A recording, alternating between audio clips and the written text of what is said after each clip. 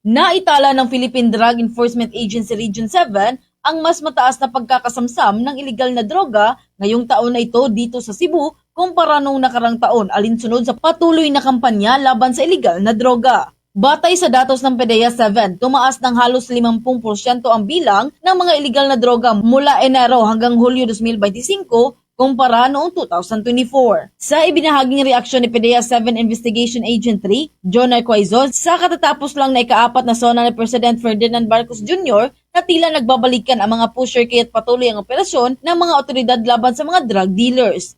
Anya, masaya itong nabanggit ng Pangulo ang problema sa droga at sa katunayan ay pinuri ni Quaizon ang naging malaking tagumpay sa taong ito. Dagdag pa ng opisyal ng PDEA 7 ay nakakumpiska ng humigit kumulang 74 kilo ng shabu sa unang 7 buwan lamang ng 2025 na halos doble kumpara sa 39 kilo na nasamsam sa parehong panahon. Ipiniliwanag ni Quaizon na may katotohanan ng obserbasyon ng Pangulo na binanggit ng ilang mga sindikato na droga ang talagang nagtangka na muling pumasok sa landscape ng illegal drug trade sa bansa, kung saan binigyang diin nito na consistent ang gobyerno at ang mga operasyon ng droga ay nanatili, ngunit ang nangyayari ngayong taon na ito ay dahil sa kagustuhang makabawi sa malaki at naunang pagkalugi sa mga sindikato ay marahas ang kanilang atake at tila wala ng kinakatakutan kaya mas marami ang nahuhuli. Sa ngayon nanatiling nakatuon ang PDEA 7 sa kanilang diskarte sa pagbabawas ng supply at nagtatarget sa mga sindikato sa mas mataas na antas habang tinitiyak na ang mga pagsisikap ay nararamdaman sa grassroots level gaya na lamang sa mga lokal na komunidad lalo na sa antas ng barangay. Yeah, we are very happy that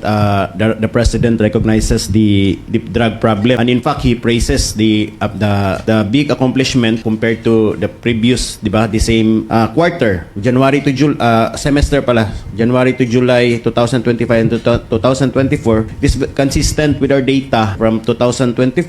The same months, January to July, we have only confiscated around 39, more or less 39 kilos of shabu. But 2025, January to July, we have already confiscated around 74 kilos, more or less. Mula rito sa lungsod at lawigan ng Cebu, Bombo Jonah Cañati. This is Bombo Radio Philippines, the #1 and most trusted source of news and information. Basta Radio, Bombo!